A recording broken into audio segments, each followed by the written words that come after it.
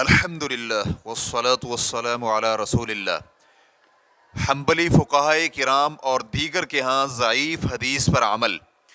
سوال کیا گیا ہے، کچھ لوگ سمجھتے ہیں کہ حنبلی فقہی مذہب حدیث کو قبول کرنے میں سب سے متساہل ہے، اس لیے حنبلی مذہب میں بہت سی ضعیف احادیث پر عمل کیا جاتا ہے، تو یہ بات کس حد تک درست ہے؟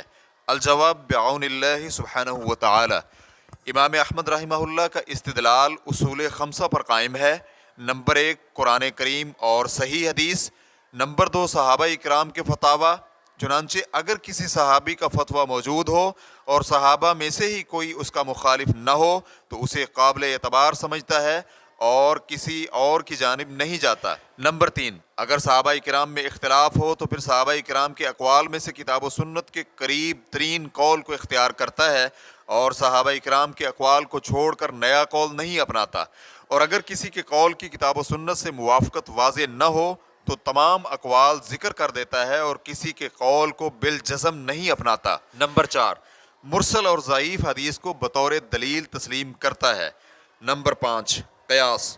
یہاں ضعیف حدیث سے مراد ایسی حدیث ہے جو کہ حدیث کی قسم حسن کے تحت آتی ہے یا جس حدیث میں ضعف معمولی سا ہوتا ہے، چنانچہ یہاں منکر، باطل اور متہم راوی والی ضعیف احادیث مراد نہیں ہیں۔ اس قسم کی ضعیف اور مرسل روایت پر عمل عمومی طور پر تمام فقہائے کرام کے ہاں موجود ہے، یہ امام احمد کا انفرادی مسئلہ نہیں ہے، جیسے کہ ابن قیم رحمہ اللہ کہتے ہیں۔ چوتھا اصول، مرسل روایت اور ضعیف حدیث کو بطور دلیل تسلیم کرنا تب ہے جب اس مسئلے میں ایسی کوئی روایت نہ ہو جو اس کے متعارض ہو، اسی حدیث کو قیاس پر ترجیح حاصل ہوتی ہے۔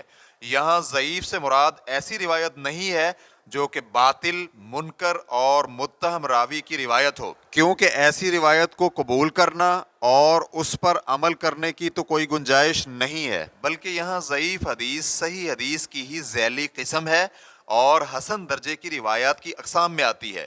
وہ احادیث کو صحیح، حسن اور ضعیف میں تقسیم نہیں کرتے، بلکہ صحیح اور ضعیف پھر ضعیف کے کئی ایک درجات ہیں۔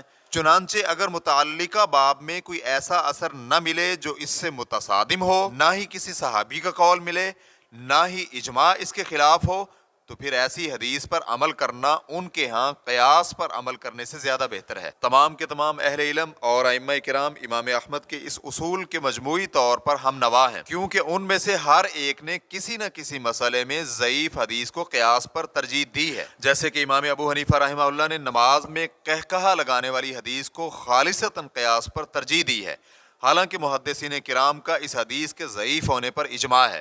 اسی طرح انہوں نے کھجور کے نبیذ سے وضو کرنے والی حدیث کو قیاس پر ترجیح دی ہے، جبکہ اکثر محدثین کرام اس کو ضعیف قرار دیتے ہیں۔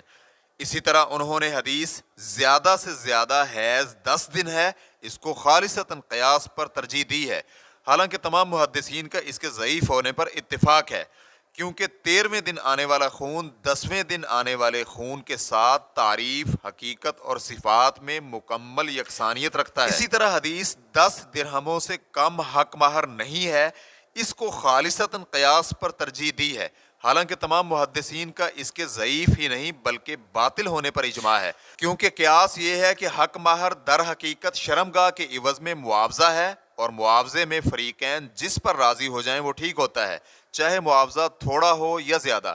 اسی طرح امام شافعی رحمہ اللہ نے شتر مرغ کے شکار کی حرمت والی حدیث کو قیاس پر ترجیح دی ہے، حالانکہ یہ حدیث بھی ضعیف ہے۔ اسی طرح ممانعت کے وقت میں مکہ میں نماز کے جواز کی حدیث کو ترجیح دی ہے، حالانکہ یہ روایت بھی ضعیف ہے اور قیاس کے بھی مخالف ہے کہ اس سے مکہ اور دیگر علاقوں میں یکسانیت قائم نہیں رہتی۔ اسی طرح امام شافعی رحمہ اللہ نے اپنے 2 اقوال میں سے ایک میں حدیث جو شخص قے کرے یا جس کی نکسیر پھوٹ جائے تو وہ وضو کرے اور اپنی سابقہ نماز پر ہی بنا کرے، اس کو قیاس پر ترجیح دی ہے، حالانکہ یہ حدیث ضعیف اور مرسل ہے۔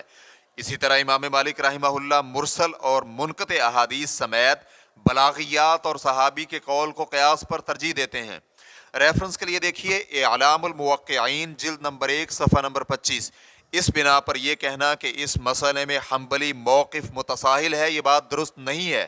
اس سے یہ محسوس ہوتا ہے کہ دیگر فقہی مذاہب مرسل یا حسن یا معمولی کمزور احادیث پر عمل نہیں کرتے، عمل سب ہی کرتے ہیں، فقہی کتب کی ورق گردانی کرنے والوں کے لیے اس بات میں معمولی سا بھی شک نہیں رہتا۔ اسلام کیو اے ریکارڈنگز، مؤسسۃ الشیخ محمد صالح المنجد، المملکۃ العربیۃ السعودیہ، فتویٰ نمبر 323826۔